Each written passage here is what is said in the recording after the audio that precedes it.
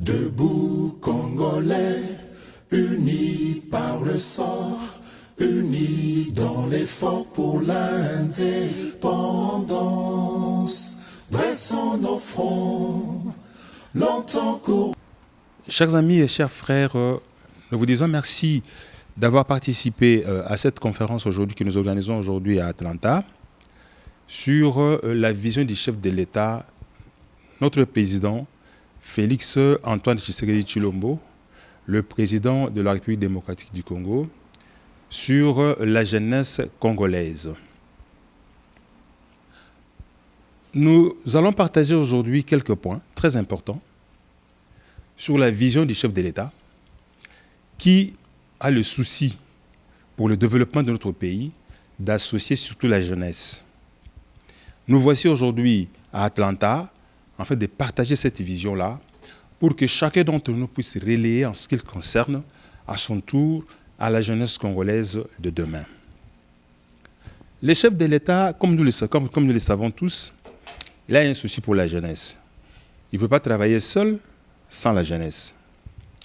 Pour une petite histoire, comme il a eu le souci, tout le monde, nous savons que depuis que notre pays a accédé à l'indépendance, pour une petite histoire, cela veut dire que nous prenons les étapes que le Congo a connues, compte tenu des difficultés que nous avons participé. Le président actuel a vu que la jeunesse et les Congolais, en général, nous sommes sacrifiés pour rien. L'histoire du Congo est partie de 1884 à 1885, lors de la conférence de Berlin. Parce que la conférence de Berlin a eu lieu le 30 avril 1885. Et vous le savez, après cette conférence, le roi Léopold II, c'est lui qui était chargé pour diriger l'État indépendant du Congo. Et il a pris le Congo de 1885 à 1908, jusqu'au 17 novembre 1908. Et le Congo était sous l'emprise du roi belge Léopold II. Vous vous rappelez, à cette époque, bien qu'il y ait eu des engouements sur le Congo, mais les gens qui étaient plus sacrifiés, ce sont les Congolais. Rappelez-vous comment est-ce qu'on coupait nos vieux les mains. Rappelez-vous comment est-ce qu'on a pillé nos richesses jusqu'à un niveau où nous ne pouvons jamais exprimer. Durant 23 ans que le Congo était pris en otage.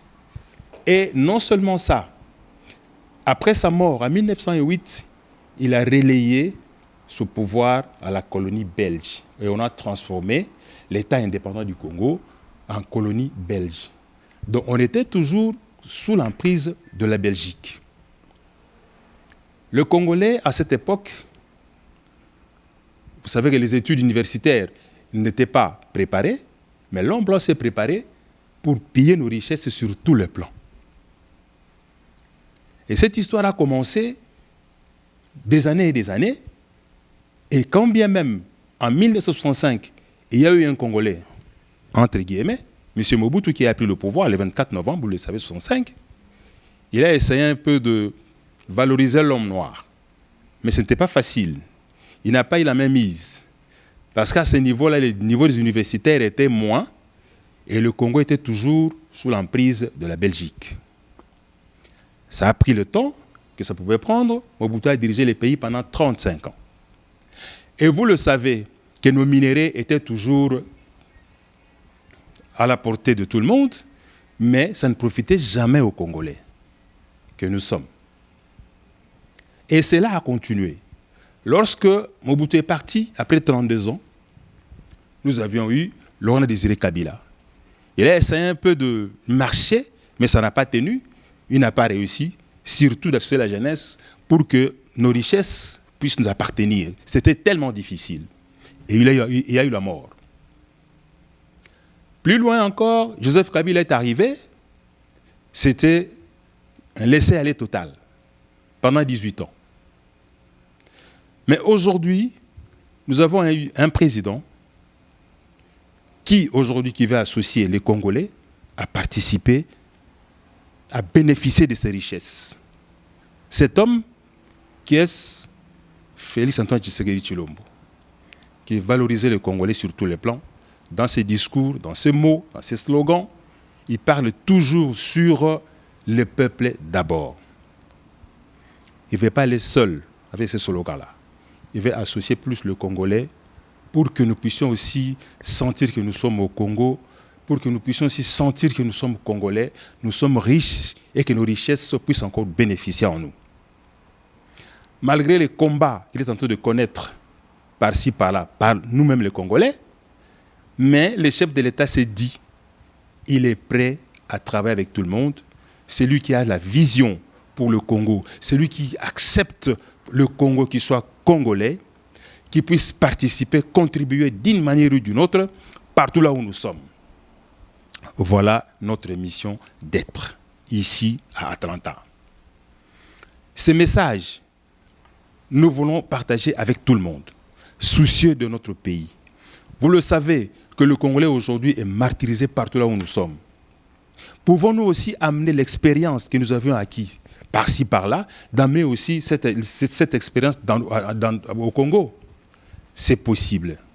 Nous avons un président qui a besoin de la participation de tout le monde, de tout Congolais. Partout là où vous êtes, participez, donnez vos idées pour la contribution, pour votre participation au développement de notre pays. Voilà sa mission aujourd'hui. Et vous savez la lutte qu'il a faite aujourd'hui. Vous le savez que le Congo était, pour le moment aujourd'hui, nous tendons vers un siècle où le Congolais continue toujours à souffrir, partout là où nous sommes. Pourquoi doit-on accepter tout ça? Pourquoi ne pas contribuer aujourd'hui à notre chef de l'État qui veut que le Congolais soit honoré partout là où nous sommes? C'est possible. C'est aussi important pour que tout le monde sache que notre pays, c'est notre pays. Et notre dénominateur commun aujourd'hui, c'est le Congo. La contribution de tout le monde est très importante. La contribution de tout le monde, partout là où nous sommes, partout là où vous êtes, il faut participer pour le développement de votre pays. Apportez vos contributions, vos projets, ainsi de suite. Le chef de l'État est prêt à écouter tout le monde. Il a tendu la main à la jeunesse et la jeunesse d'aujourd'hui doit contribuer, doit participer. Voilà pourquoi nous attendons le chef de l'État à donner l'opportunité à plusieurs personnes pour participer au développement de notre pays. C'est très important que partout là où vous êtes, pour vous relayer les messages à vos proches, à nos familles, pour que la vision du chef de l'État soit réellement écoutée. Vous savez, le combat qu'il a commencé, ce n'est pas aujourd'hui. Il n'est pas seul à se battre, mais il n'est pas aussi seul à être combattu. Je peux vous donner quelques exemples de sa victoire. Vous avez entendu l'histoire de Senko, vous avez suivi. Et pourquoi ça traîne? À ce jour, nous n'avons pas un président pour la CENI. Vous le savez. Vous avez suivi l'état de siège qu'il a organisé. Et cela a apporté encore un problème. Il est combattu encore pour ça, pour l'état de siège. Or, l'état de siège, vous avez entendu parler de Kivu à tout moment qu'il y a eu de morts par-ci, par-là. Et le chef de l'État avait donné son message pour dire que je ne serai pas chef de l'État si le Kivu ne sera pas tranquille. Voilà le combat d'un chef aujourd'hui. Et il se bat pour ça. Raison pour laquelle il y a état de siège. Mais en mettant l'état de siège, il est combattu pour ça. Il est incompris parmi les députés. Les députés qui sont derrière les ADF, les députés qui combattent les Congolais eux-mêmes. Je crois que vous avez tous entendu. Vous avez entendu parler de Senko, où il y a eu la mafia qui est bien organisée. La Senko nous a donné un résultat pour dire qu'il a 6000 écoles, mais en réalité, il n'a que 8 écoles.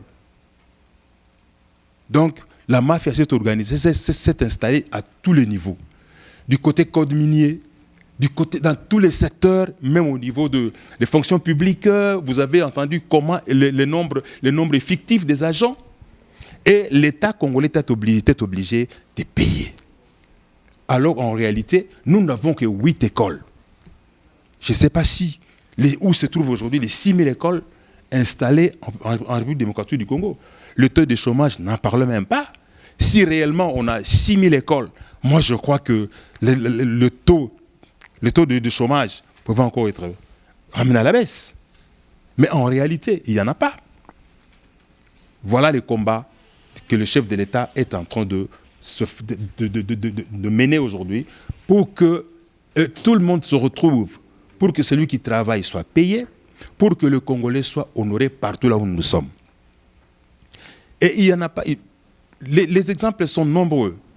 Quand bien même il avait accepté de travailler avec le FCC, mais en retour, le FCC voulait encore mettre de bâton sur la vision du chef de l'État. Il était mal à l'aise pendant 2 ans, raison pour laquelle il a interrompu. Il a pris la décision parce qu'il a suivi la voix du peuple qui a demandé à ce qu'il puisse rompre avec le FCC. Et soucié de son peuple, le président a accepté de rompre avec le FCC. Aujourd'hui, nous sommes un peu honorés, nous sommes un peu respectés avec tout ce qu'on est en train de faire. Moi, je crois qu'il y a lieu de soutenir notre chef de l'État sur sa vision.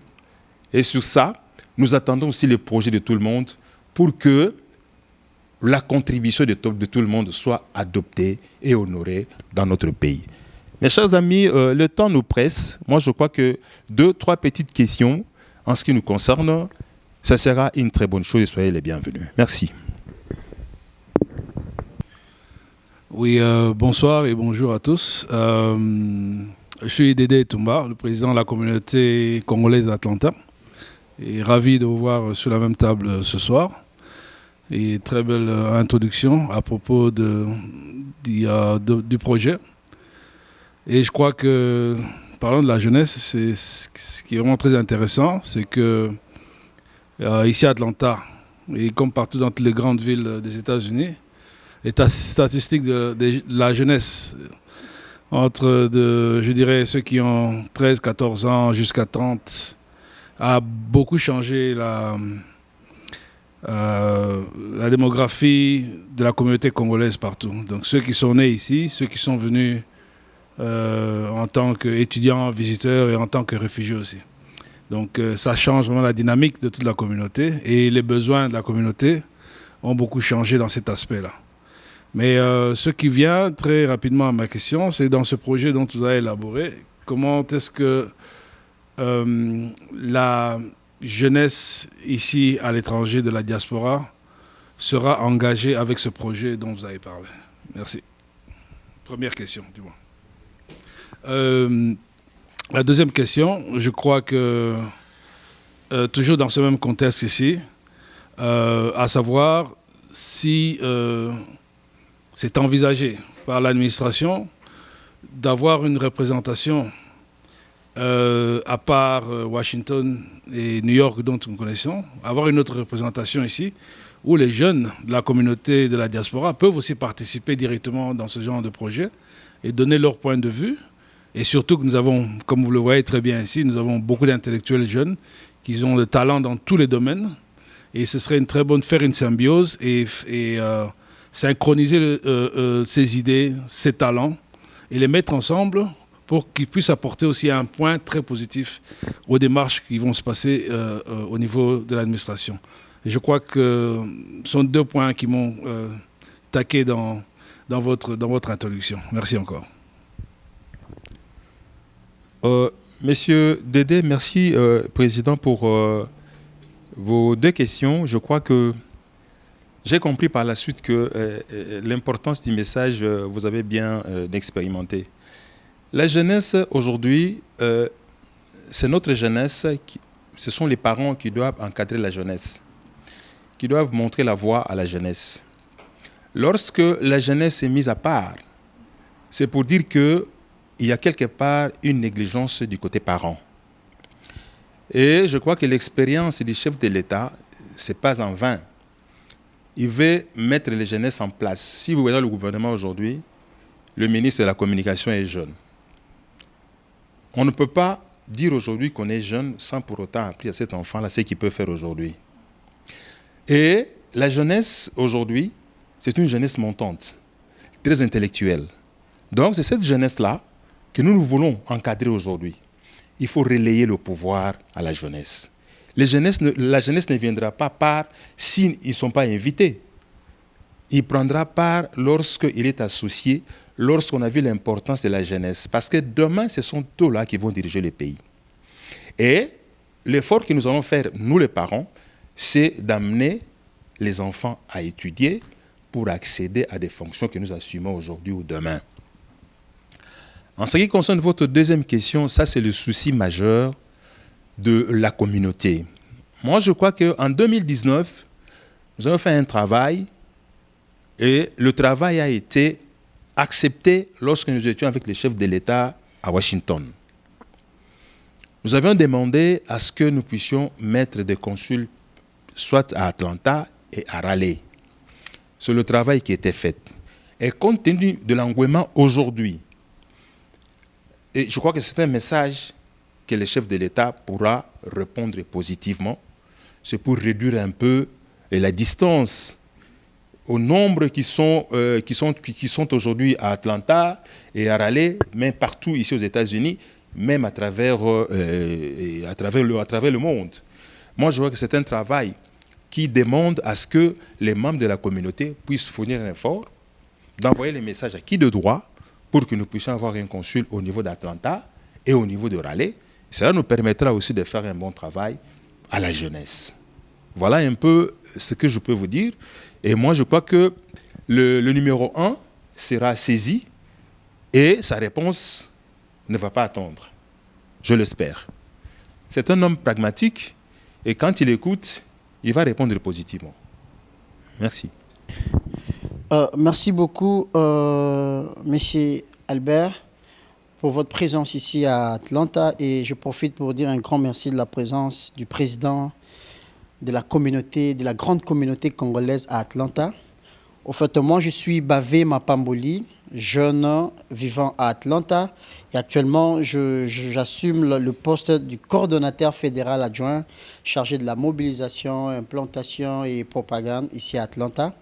En fait, j'avais une série de questions au coordonnateur, M. Albert. Ma question était d'abord de savoir pourquoi vous parlez des Fachi pour les progrès. Est-il, on est là, on travaille, mais on veut savoir c'est quoi la vision, pas seulement pour la jeunesse, mais en général. C'est une vision qui ne s'occupe que de la jeunesse ou c'est pour couvrir toute la République du Congo, de la RDC? Et une autre question, ça va aller dans le même sens que le président a posé. Comment faites-vous pour que la communauté congolaise ou la jeunesse congolaise vivant aux États-Unis puisse être représentée dans tous les domaines? Comme a dit le président, il y a beaucoup de potentiel, il y a beaucoup de potentialités, mais la représentation, elle est minime. Il n'y a pas assez de représentation. Alors, étant le coordonnateur chargé de la mobilisation aussi et beaucoup tant d'autres occupations, quel est le plan d'action au niveau de la vision du président qui a été mise en place pour que la communauté ou la jeunesse soit représentée dans tous les domaines? Parce que nous sommes aux États-Unis, nous étudions, nous avons beaucoup de choses que nous faisons, mais nous ne sommes pas pris en compte.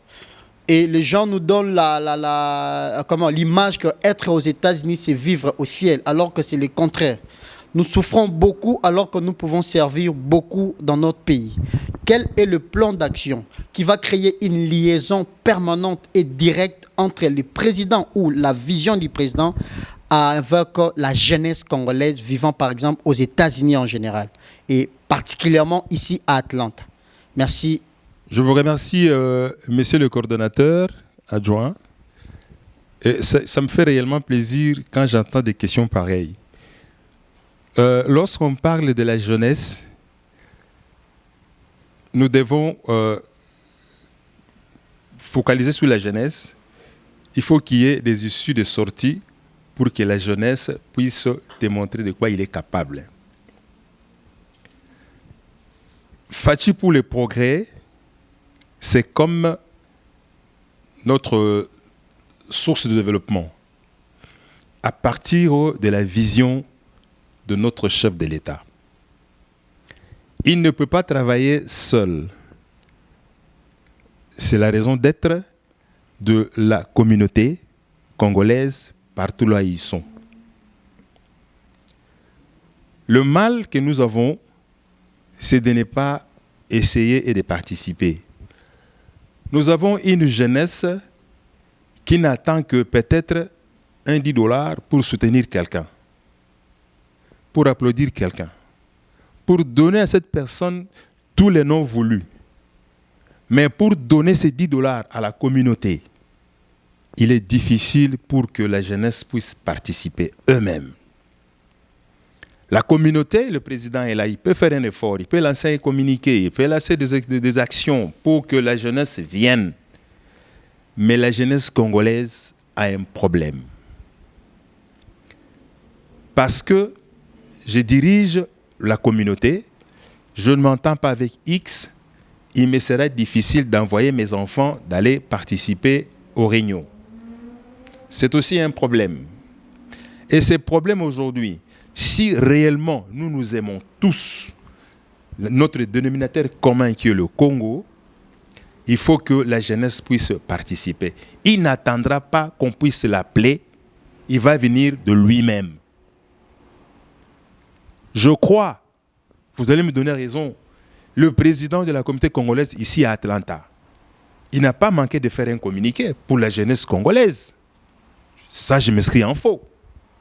Mais il y a combien de jeunes qui ont répondu à cet appel? Vous me dites, vous êtes jeune.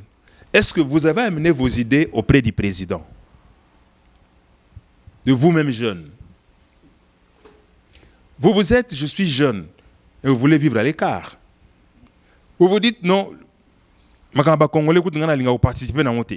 te dis, tu es devenu américain, mais c'est bien. Mais il faut regarder dans ces documents-là.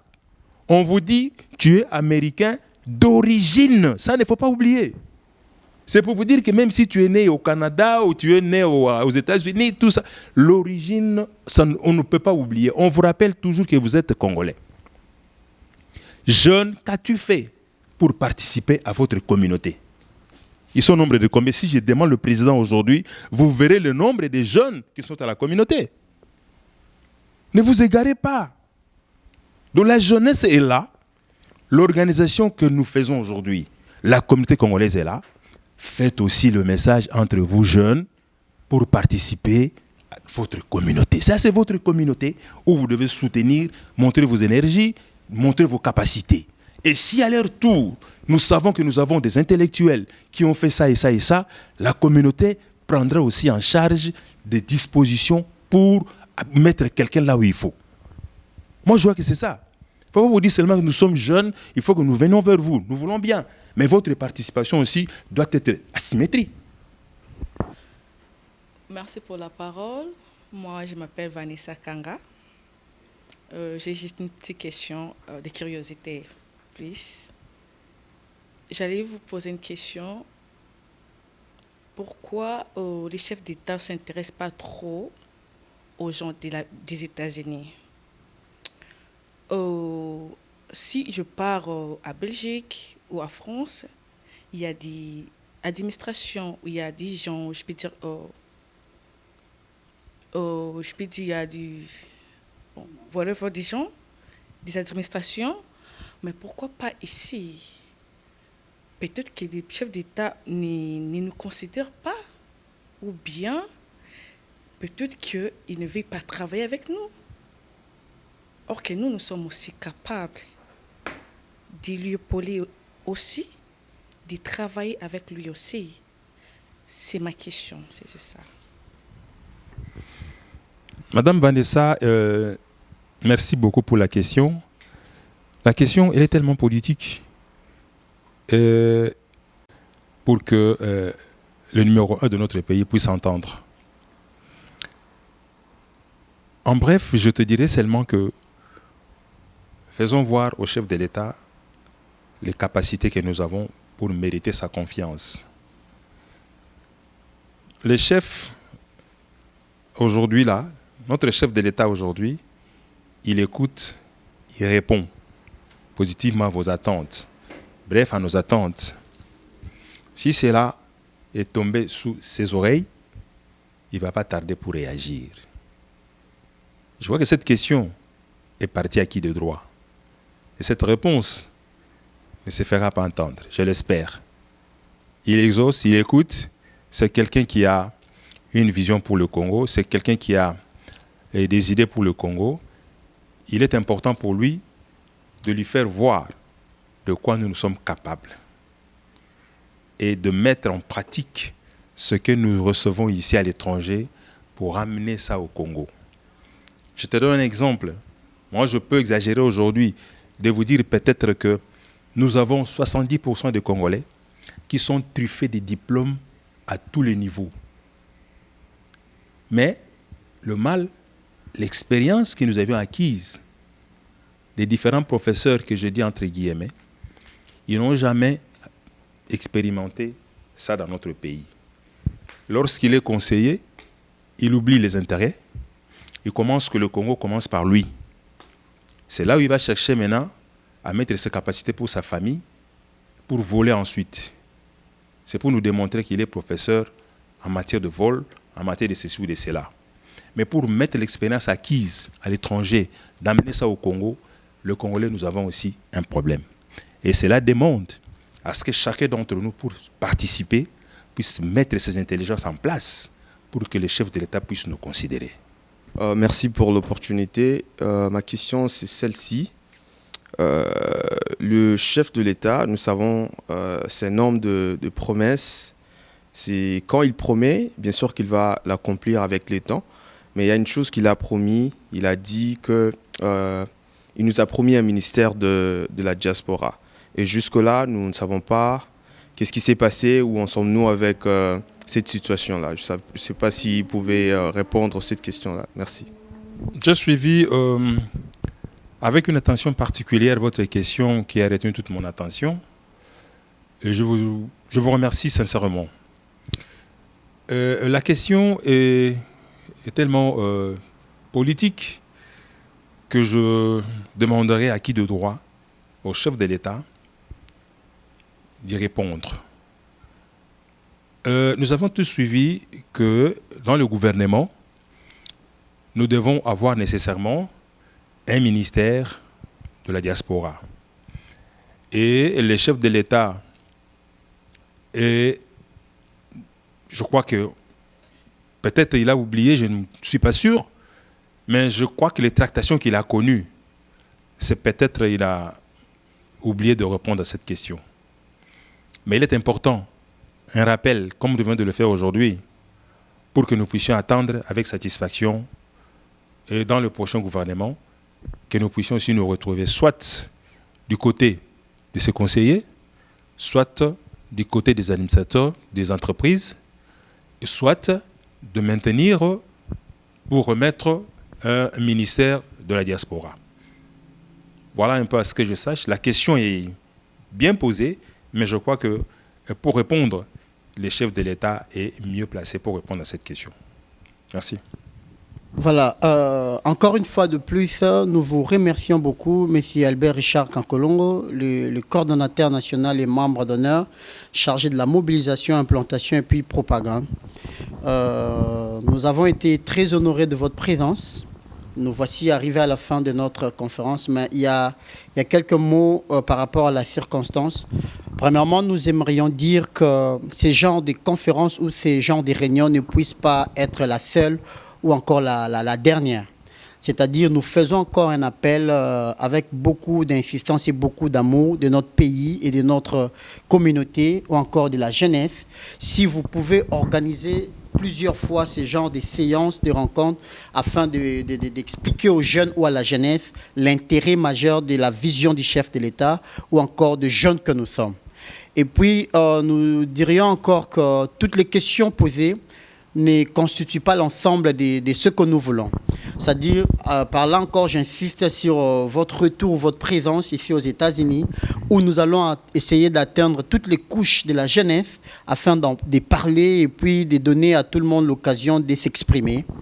Et nous avons noté une chose dans notre agenda, que nous vous avons demandé de pouvoir rencontrer les chefs de l'État pour lui dire quelques de nos préoccupations, entre autres la participation de la jeunesse au niveau de notre gouvernement et de mettre aussi l'accent sur les ressortissants des États-Unis, comme on le fait en Europe et comme a posé la question par notre sœur et par plusieurs personnes. Et encore, nous insistons sur le ministère qui nous a été promis, comme vient de dire la dernière personne. Nous en avons besoin parce qu'on a beaucoup de choses à donner pour notre pays. Et aussi, nous aimerions encore solliciter une dernière chose. Quand vous reviendrez, veuillez nous ramener encore une solution, de nous faciliter aussi l'accès au niveau du Congo, nous qui venons des États-Unis. Nous sommes moins pris en compte par rapport à plusieurs réalités et par rapport à ceux de l'Europe. Mais sinon, on a été très honorés de votre présence. Et je crois, au nom de la communauté, au nom de la jeunesse, disons, nous vous remercions une fois de plus. Et que Dieu puisse rentrer avec vous. Veuillez saluer le président de notre part. Nous l'aimons beaucoup, nous sommes derrière lui et qu'il nous soutienne aussi afin qu'ensemble, nous puissions relever les défis comme il a toujours dit et nous croyons en lui. Merci beaucoup, messieurs les coordonnateurs.